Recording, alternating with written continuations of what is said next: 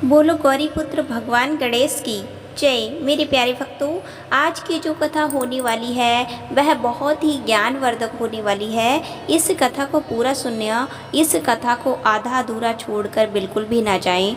तो मेरे प्यारे भक्तों, आपने कहीं ना कहीं सुना ही होगा कि जो भी मनुष्य बुरा कर्म करता है उसके साथ हमेशा बुरा ही होता है।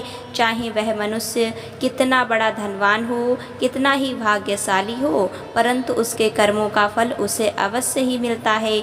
तो इसी प्रकार भगवान विष्णु ने स्वयं बताया है कि माँ बाप के अच्छे और बुरे कर्मों का फल उनकी औलाद को भोगना पड़ता है।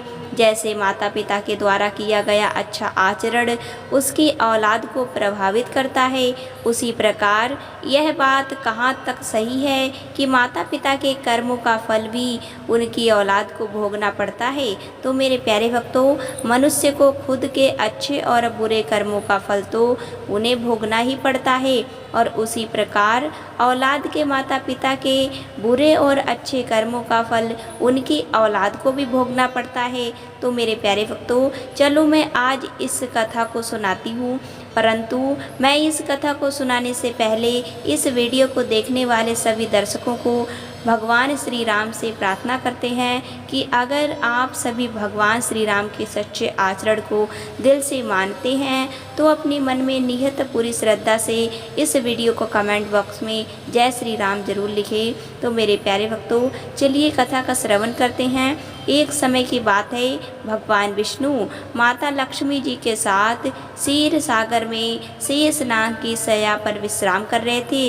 तभी माता लक्ष्मी भगवान नारायण से कहती हैं, हे नाथ, मेरे मन में एक प्रश्न उठा है कि क्या माँ बाप के अच्छे और बुरे कर्मों का फल पुत्र को भोगना पड़ता है या नहीं। माता लक्ष्मी की इस बात को सुनकर भगवान विष्णु कहते हैं, हे देवी लक्ष्मी, आपने यह जो प्रश्न किया है यह सत्य है। माता पिता के द्वारा किए गए अच्छे और बुरे कर्मों का फल उनकी औलाद को अवश्य ही भोगना पड़ता है। अब माता लक्ष्मी कहती हैं कि हे नाथ, कैसे माता पिता के कर्मों का फल उसके पुत्रों को मिलता है। तब भगवान श्री हरि कहते हैं, हे देवी लक्ष्मी, मैं आपको एक प्राचीन समय की बहुत ही महत्वपूर्ण कथा सुनाऊंगा। इस कथा को सुनने के बाद आपको पता चल जाएगा कि कैसे माँ बाप के अच्छे बुरे कर्म के औलाद को मिलता है या भोगना पड़ता है। परंतु हे देवी, जब तक मैं कथा सुनाऊंगा तुम पूरे सच्चे मन से इस कथा को सुनना। जो भी मनुष्य मेरे द्वारा सुनाई गई कथा को पूरा सच्चे मन से सुनेगा, मैं उसके समस्त पापों को नाश करके उसे स्वर्ग लोक में उचित स्थान देता हूँ।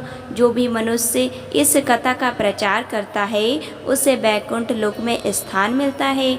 तब माता लक्ष्मी कहती हैं कि हे नाथ, मैं आपके द्वारा सुनाई गई कथा को संपूर्ण विश्व जगत में विख्यात करूंगी। कृपया आप उस कथा को सुनाइए। भगवान विष्णु कथा को सुनाना प्रारंभ करते हैं और कहते हैं, हे देवी, प्राचीन काल की बात है, एक गांव में एक किसान रहता था। वह किसान बहुत ही ज़्यादा गरीब था, वह मेहनती था। वह किसी तरह से मेहनत और मजदूरी करके अपने घर का खर्च चलाया करता। वह मजदूरी में दिन भर काम करके रुपए एक कमा लिया करता था, लेकिन कमाए गए पैसे से उसके रुपए नित्य दान कर दिया करता था और 5 रुपए में अपने परिवार का पालन पोषण किया करता था। इस तरह से काम करते हुए उस किसान को काफ़ी समय बीत गया। कुछ समय बाद उस किसान को जुड़वा 2 पुत्र पैदा हुए। अब उस किसान के परिवार में 4 सदस्य हो गए, तो उनके पालन पोषण में किसान को समस्या होने लगी। तो मेरे प्यारे भक्तों, क्योंकि इधर दिन के दिन महंगाई बढ़ती जा रही थी, अब भगवान विष्णु माता लक्ष्मी से कहती हैं, हे देवी लक्ष्मी, जब धीरे धीरे किसान के लड़के समझने योग्य हो गए, एक दिन किसान के दोनों लड़कों ने अपने पिताजी से कहा कि पिताजी, आप नित्य रूप से कमाते हैं, जिसमें से पाप आप दान कर देते हैं। इसी वजह से आप 5 रुपए में हम अपना गुजारा कैसे कर पाएंगे। जब किसान ने अपने बच्चों के मुँह से ऐसी बात सुनी तो वह चुप होकर वह अपने बच्चों को देखता रहा। किसान को चुप देखकर उसकी पत्नी ने कहा कि नहीं, बेटा ऐसी बात कोई नहीं है, आपके पिताजी रोज़ रुपए कमाते हैं और दान कर देते हैं, यह किसी और किसी के लिए नहीं करते, यह तुम्हारे लिए दान करते हैं, दूसरे के लिए नहीं करते। परंतु मेरे प्यारे भक्तों, वह दोनों किसान के लड़के इस बात को नहीं समझने योग्य थे, क्योंकि अभी उनकी अवस्था वह थी कि उनको सिर्फ अपने बारे में ही चिंता रहती, दूसरे के लिए नहीं। वे दोनों नन्हे बालक थे। तो मेरे प्यारे भक्तों, अब भगवान विष्णु कहते हैं कि हे देवी लक्ष्मी, इसी तरह से कुछ समय बीत गया और किसान के बेटे दोनों धीरे धीरे बड़े होने लगे। लेकिन हे देवी लक्ष्मी कहते हैं, ना कि जब कुछ अच्छा चल रहा था तभी कुछ अनिष्ट हो जाता है। वही उन दोनों बालकों के साथ हुआ। एक दिन किसान अपना काम करके घर की ओर आ रहा था, तभी आते समय जंगल में उसके ऊपर एक बाघ ने आक्रमण कर दिया, जिससे उस किसान की मृत्यु हो जाती है। जब किसान की पत्नी और उसके 2 पुत्रों को पिता की मृत्यु की खबर मिली तो उनको बड़ा ही दुख पहुंचा। अब भाई किसान के बच्चे अपने पिता के बिना अनाथ हो गए। फिर एक दिन किसान दोनों लड़कों ने अपनी माँ के पास आकर माँ से पूछा कि माता, हमारे पिता कहाँ चले गए, वह इतने दिन से क्यों नहीं आए। तब किसान की पत्नी ने कहा कि बच्चों, तुम्हारे पिताजी हम सबको छोड़ कर के भगवान भोलेनाथ के पास चले गए। जब तुम्हारे पिताजी थे तो रोज़ाना पैसे कमाया करते थे और 5 रुपए की बचत भी किया करते थे, जिससे हमारा पालन पोषण उन्हीं 5 रुपए से हो जाया करता था और बाकी 5 रुपए वह दान कर दिया करते थे। परंतु तुम्हारे पिताजी जो अब हैं, नहीं तो अब हमारा पालन पोषण कैसे होगा, कैसे हमारा पेट भरेगा। अब वह माँ अपने दोनों बच्चों से कहती है कि बच्चों, जिस घर में गरीबी होती है उसका कोई सहायक नहीं होता, उससे सभी दूर भागने लगते हैं सिवाय भगवान के बच्चों के, क्योंकि भगवान ही एक ऐसे हैं जो गरीबों के सहायक होते हैं। अब अपनी माँ की बात सुनकर उन बच्चों ने अपनी माँ से कहा कि माता जी, ऐसा मत सोचिए, हम दोनों भाई भगवान भोलेनाथ बाबा के पास जाएंगे और उनके पिता को ले आएंगे, क्योंकि हमारे भगवान भोले बाबा बड़े ही दयालु हैं। वे हमारे दुखों को देख करके हमारे ऊपर अवश्य ही दया करेंगे, वह हमारे पिताजी को हमारे साथ अवश्य ही भेज देंगे। तो मेरे प्यारे भक्तों, भगवान विष्णु आगे कहते हैं कि देवी लक्ष्मी उन नन्हे बच्चों की बात पर उनकी माँ ध्यान नहीं देती। एक दिन की बात है, किसान की पत्नी अपने दोनों लड़कों को छोड़ करके गांव में किसी काम के लिए बाहर चली गई। उधर जो लड़के थे वह दोनों भाई आपस में सोचने लगे, क्यों ना हम कैलाश पर्वत पर भगवान शंकर के पास चलें और अपने पिताजी को उनसे वापस लेकर आएं। ऐसा सोच करके दोनों अपने पिता को लाने के लिए वह दोनों बड़े भाई अपने घर वहाँ से चल दिए। तो मेरे प्यारे भक्तों, उन दोनों भाइयों को चलते चलते काफ़ी समय बीत गया। जब दोनों भाइयों को थकान का अनुभव हुआ तब वह दोनों भाई जाकर एक बहुत ही विशाल बरगद के पेड़ को देखकर उस पेड़ की छाया में आकर खड़े हो गए।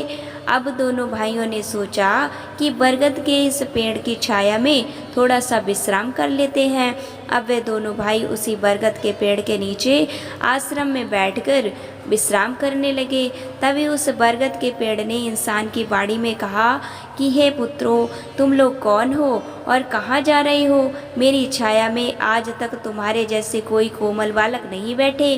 अब उन दोनों बच्चों ने कहा कि हे महान वट, हम दोनों किसान के बेटे हैं और अपने पिताजी को लाने के लिए हम कैलाश पर्वत पर भगवान भोलेनाथ के पास जा रहे हैं। जब उस बरगद के वृक्ष ने उन बच्चों की बात सुनी तो उसने कहा कि हे पुत्रों, तुम मेरे लिए भी भगवान भोलेनाथ से एक प्रश्न पूछ करके आना। और वह पेड़ से कहने लगे, मैं कई वर्षों तक यहाँ पर लगा हुआ हूँ, लेकिन मेरा एक भी पत्ता ज़मीन पर नहीं गिरता, ना ही मेरी डालियाँ कभी सूखती हैं। मैं कितने वर्षों तक यहाँ पर खड़ा रहूँगा। मैं अपने पूर्व जन्म में ऐसा कौन सा पाप किया है जिस कारण से मुझे इस योनि से मुक्ति नहीं मिल पा रही है। इसका कौन सा कारण है, मेरा ये प्रश्न भोले बाबा से अवश्य पूछ लेना। तब उन दोनों बालकों ने कहा, ठीक है, अब भगवान भोले बाबा से तुम्हारा प्रश्न अवश्य ही पूछ लेंगे। तो मेरे प्यारे भक्तों, भगवान विष्णु माता लक्ष्मी से आगे कहते हैं कि हे देवी लक्ष्मी। इतना कहकर वे दोनों बालक वहाँ से आगे चले जाते हैं। जब वह रास्ते से जा रहे थे तो उनको रास्ते में चलते चलते उन्हें बहुत ही भयानक सर्प मिला। उस सर्प को देख करके दोनों भाई बहुत ही डर गए और कांपने लगे। एक स्थान पर खड़े हो गए। वहाँ से वे दोनों भाई भागने ही वाले थे कि तभी सर्प मनुष्य के बारे में बोलने लगा और उनसे कहने लगा कि बच्चों तुम डरो मत, इतना बताओ कि तुम कौन हो और कहाँ जा रहे हो। वह दोनों सर्प से बोलने लगे हाथ जोड़कर, नाग देवता हम दोनों किसान के पुत्र हैं, हम दोनों अपने पिताजी को कैलाश पर्वत पर लेने जा रहे हैं। इस बात को सुनते ही उस सांप ने कहा कि बच्चों तुम भगवान बाबा से पूछना, मेरा एक प्रश्न है। आना मैं कई वर्षों से यहाँ पर पड़ा हूँ, मुझे अब चला भी नहीं जाता, मेरे शरीर में इतनी जान भी नहीं है कि मैं थोड़ा सा भी चल सकूं। मैंने अपने पूर्व जन्म में ऐसा कौन सा पाप किया है जिस कारण से मुझे इस सांप की योनि प्राप्त मिली है, इसे कौन सा कारण है। तब उन लड़कों ने कहा ठीक है, हम भगवान बाबा से यह बात जरूर पूछ लेंगे। अब भगवान विष्णु माता लक्ष्मी से कहते हैं कि देवी लक्ष्मी, इतना कहकर वह दोनों लड़के आगे बढ़ते हैं। फिर धीरे धीरे आगे चलते चलते रास्ते में एक सेठ जी मिले। सेठ ने कहा कि बच्चों तुम दोनों कौन हो और इतनी कड़ी धूप में गर्मी में कहाँ जा रहे हो। तो उन दोनों बालकों ने कहा सेठ जी मैं अपने पिता को लेने जा रहा हूँ कैलाश पर्वत पर, भगवान भोले बाबा के पास अपने पिताजी को लेकर आऊँगा। अब उन दोनों बच्चों की बात सुनकर वह सेठ ने कहा कि हे बच्चों तुम भगवान शिव से मेरा एक प्रश्न पूछना। वह सेठ कहता है हे बेटो तुम भगवान भोलेनाथ से पूछना कि मैंने चलते हुए राहगीरों की प्यास बुझाने के लिए मैं कई सालों से यहाँ पर एक कुआं खुदवा रहा हूँ, लेकिन इसमें अभी तक पानी क्यों नहीं निकला। मैंने अपने पूर्व जन्म में ऐसा कौन सा अपराध किया है जिस कारण से इस कुएं में अभी तक पानी नहीं निकला। मैंने इसमें बहुत सारे पैसे खर्च कर दिए, इसका कारण क्या है। उन लड़कों ने कहा ठीक है सेठ जी, हम आप भगवान भोले बाबा से तुम्हारा यह प्रश्न जरूर पूछ लेंगे। तो मेरे प्यारे भक्तों भगवान विष्णु कहते हैं माता लक्ष्मी से हे देवी लक्ष्मी। वह दोनों भाई इतना कह कर के दोनों बालक वहाँ से आगे चलते हैं। जब वह दोनों बालक थोड़ा सा आगे चलते हैं तो उन्हें रास्ते में एक बहती हुई नदी मिली। वह दोनों भाई धीरे धीरे नदी के किनारे पहुँच गए तो उस नदी में एक मछली निकलकर उनके पैरों के पास आ गई और कहने लगी बच्चों तुम कहाँ जा रहे हो। तो बच्चों ने बोला कि मैं पिताजी को लेने जा रहा हूँ भगवान शिव के पास। वह नित्य 10 रुपये कमाया करते थे जिसमें मैं 5 रुपये दान किया करते थे और 5 रुपये से हमारा पालन पोषण किया करते थे। किसी तरह से हमारे घर का गुजारा हुआ करता था। अब हमारे पिताजी घर पर नहीं है, वे भगवान भोलेनाथ के पास चले गए, इसीलिए हम दोनों भाई उनको लाने के लिए कैलाश पर्वत पर जा रहे हैं। तो भोलेनाथ के पास जाकर वहाँ से अपने पिता को ले आएंगे। यह सुनकर मछली ने कहा कि बच्चों तुम भगवान शिव से मेरा एक प्रश्न पूछना, उनसे पूछना कि कई वर्षों तक मैं नदी में भटक रही हूँ, मेरी 7 पीढ़ियाँ गुजर गई हैं, परंतु मैं अभी तक इस नदी में रह रही हूँ। मैंने अपने पूर्व जन्म में ऐसा कौन सा पाप किया था जिस वजह से मुझे यह मछली योनि प्राप्त हुई है, इसका क्या कारण है। तब उन लड़कों ने कहा ठीक है, हम भगवान भोलेनाथ जी से तुम्हारे इस प्रश्न का उत्तर जरूर पूछ लेंगे और वापस आते समय तुम्हें बताकर भी जाएंगे। इतना कहकर वे दोनों आगे चले जाते हैं। वे दोनों भाई चलते चलते दूसरी नदी के किनारे पर पहुंच गए। दूसरी नदी के किनारे पर पहुंच जाते हैं तब उन्होंने देखा ये कि मरा हुआ व्यक्ति वहाँ पर पड़ा हुआ है। दोनों भाई उस मरे हुए आदमी को लांग करके जाने लगते हैं। तो मरा हुआ आदमी चिल्लाकर कहने लगा कि अरे बच्चों तुम कौन हो और तुम कहाँ जा रहे हो। उन बालकों की उसकी आवाज़ सुनी तो घबराए, मनी मन बोले हम किसान के पुत्र हैं और हम जोड़वा हैं। हम दोनों भाई कैलाश पर्वत पर भगवान भोले बाबा से अपने पिताजी को लेने जा रहे हैं। उस मृतक आदमी ने कहा कि तुम भगवान भोलेनाथ से मेरा एक प्रश्न पूछ कर आना। मेरा भगवान भोलेनाथ से प्रश्न पूछना कि मेरा शरीर कई वर्षों तक इस नदी के किनारे पर ही है, कभी पानी की लहर आता है तो मेरा शरीर नदी के अंदर चला जाता है, लेकिन वापस नदी के बाहर निकलकर किनारे पर मेरा शरीर आ जाता है। ना तो मेरा शरीर गलता है और ना ही सड़ता है। इतने सालों से मेरा शरीर जैसे का तैसा ही बना है। मेरा शरीर का दाह संस्कार ना होने के कारण ही मुझे मुक्ति नहीं मिल पा रही है। मैंने अपने पूर्व जन्म में ऐसा कौन सा पाप किया है जिसके कारण से मुझे मुक्ति नहीं मिल पा रही है, इसका कारण क्या है। तो वे लड़के फिर से आगे पहुंच जाते हैं। तब भगवान विष्णु कहते हैं माता लक्ष्मी से कि हे माता लक्ष्मी, इतना कह कर के वे दोनों बालक आगे बढ़ जाते हैं। अब अंतिम समय में दोनों भाई चलते चलते कैलाश पर्वत पर भगवान भोलेनाथ के पास आ गए और हाथ जोड़कर भगवान भोलेनाथ को दोनों भाइयों ने प्रणाम किया और वह भोलेनाथ से कहने लगे कि हे भोले बाबा, मेरे पिताजी कहाँ पर हैं। जब हमारे पिताजी घर पर थे तो वे रोज़ाना 10 रुपये कमाते, जिसमें से 5 रुपये दान करते और 5 रुपये हमारे परिवार के लोगों का पालन पोषण किया करते। लेकिन अब वे जब घर पर नहीं है तो हम अपना घर कैसे चलाएं, हम तो भूखों मर जाएंगे। आप जल्दी से जल्दी हमारे पिता को हमारे पास भेज दीजिए। तो मेरे प्यारे भक्तों, भगवान विष्णु माता लक्ष्मी से कहते हैं कि हे माता लक्ष्मी, भोले बाबा ने उन दोनों बालकों की बात सुनकर कहा ठीक है, मैं तुम्हारे पिता को तुम्हारे साथ वापस भेज दूंगा, पहले तुम दोनों भाई यहाँ पर बैठो। भगवान भोलेनाथ उन दोनों बालकों को उनके पास बिठाया। उन दोनों बालकों को माता पार्वती ने अच्छा अच्छा भोजन कराया। भोजन कराने के बाद भगवान भोलेनाथ ने पूछा कि तुम दोनों भाइयों को और क्या चाहिए। अब उन दोनों भाइयों ने रास्ते में जो जो प्रश्न किसी ने किए थे वह सभी प्रश्न उन दोनों ने भगवान भोलेनाथ को बता दिए। भगवान भोले बाबा ने उन सभी के प्रश्न का उत्तर दिया और कहा कि हे पुत्रों, तुम दोनों जाते समय उन सबको उनके उत्तर बताते जाना। साथ ही भगवान भोलेनाथ ने कहा तुम दोनों अपने घर जाओ, तुम्हारी माँ तुम्हारा इंतजार कर रही होगी, तुम्हारे पिताजी तुम्हारे घर पर पहुँच जाएंगे। फिर दोनों भाई भगवान भोलेनाथ को प्रणाम करके वहाँ से वापस अपने घर की ओर चले जाते हैं। जब वे घर जा रहे होते हैं तो चलते समय रास्ते में सबसे पहले उन्हें वही मरा आदमी मिला। तो जो नदी के किनारे था वो अंदर नहीं जा रहा था।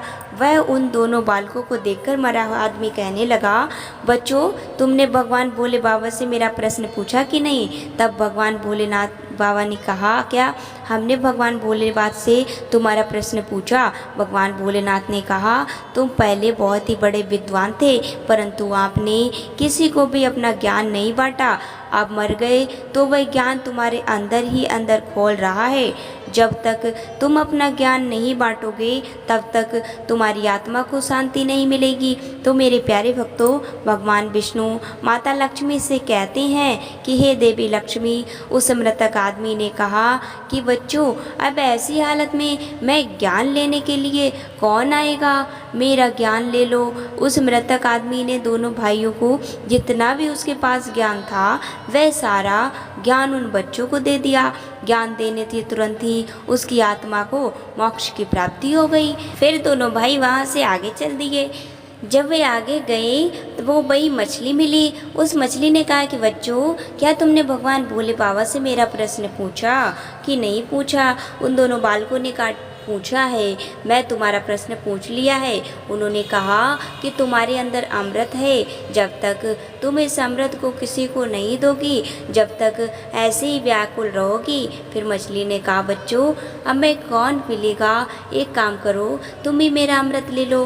फिर मछली ने अपना अमृत उन दोनों बच्चों को दे दिया। अमृत देते ही उस मछली को मोक्ष की प्राप्ति हो गई। वही दूसरी तरफ सेठ मिला जो राहगीरों के लिए कुआं खुदवा रहा था। उन सेठ ने जैसे ही उन दोनों लड़कों को देखा तो वह अपना प्रश्न पूछने लगा। उन्होंने कहा, हाँ पूछा है। भगवान भोलेनाथ ने कहा है कि आपके घर में 2 जवान कन्या कुमारी बैठी हुई है। जब तक आप उन दोनों कन्याओं का विवाह नहीं करोगे और उनका कन्यादान नहीं करोगे, जब तक इस कुएं में पानी नहीं निकलेगा। पहले जो तुम्हारा कर्म है उसे करिए। तो ईश्वर ने तुमको दायित्व सौंपा है, पहले आप कन्यादान करो, उसके बाद इस कुएं को खुदवाओ।